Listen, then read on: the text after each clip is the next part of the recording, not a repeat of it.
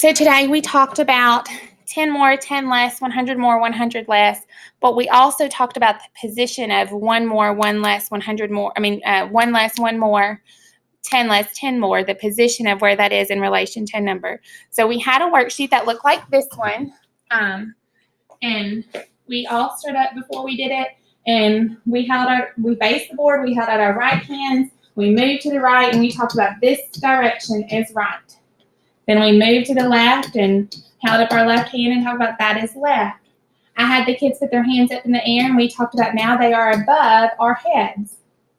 We put them down and we talked about now our hands are below our heads, and I had them label that on their worksheet.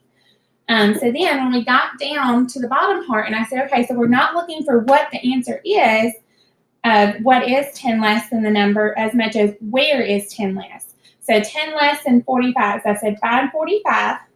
Now 10 less, we talked about going up and down counts by tens. So 35, 55, which one's less? 35. So what direction did I move? Above. So 10 less is above 45. Looking at number 2, 1 less than is blank of 72. So we found 72. Okay, and then 1 less, we talked about moving side to side is counting by ones. So 71 is less. And I'm moving to my left. 1 more of 50. This one was a little hard because they had to kind of wrap around. But 1 more we talked about would be to the right. Or if we had found 87, 10 more is below. Try to encourage them to find it with their finger and actually move their finger in the direction of that number.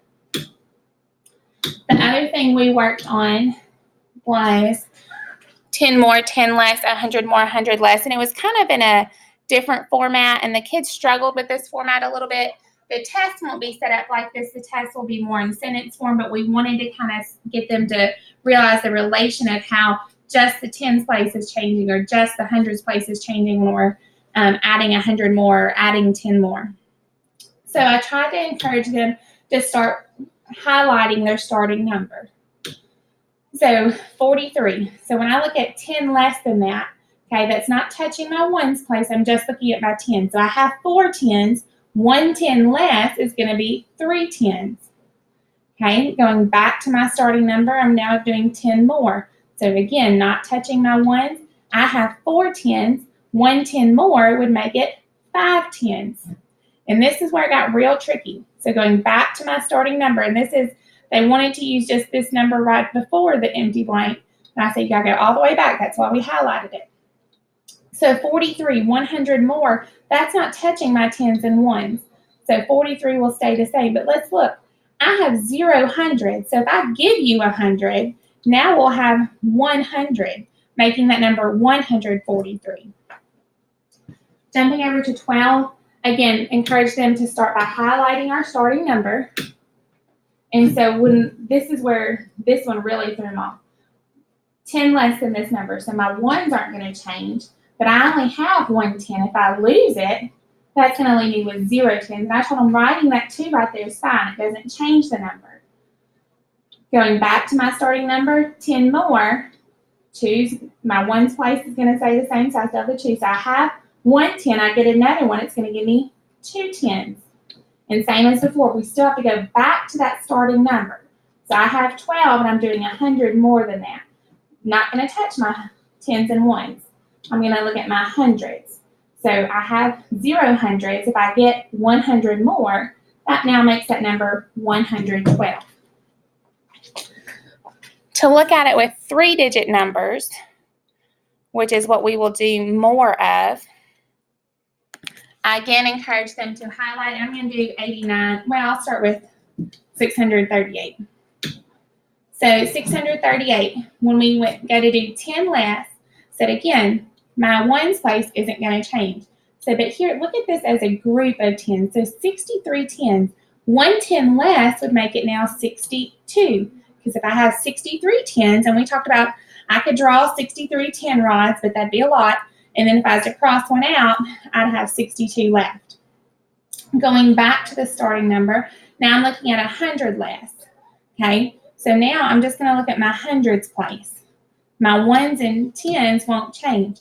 I have 600s. If I lose one of them, I would then have 500. Going back to 10 more.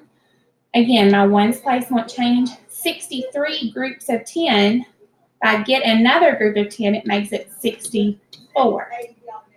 100 more, not going to touch my tens and ones. So 600s, if I get another one, it's going to make it 700. Looking at it as a group of tens becomes more useful when we're talking about having to swap the hundreds. So for example, if we were looking at 809, if we go to 10 more, 10 less, ones aren't going to change. 80 tens, well, 10 more makes it now 81 tens. Or 10 less, that's where they have to count back. Well, I had 80, so now I'm only going to have 79. Changing that 100 spot really seems to throw them off. So when I've learned that when they look at it as a group of tens, well, 80, one less now becomes 79. It seems to help them a little bit more.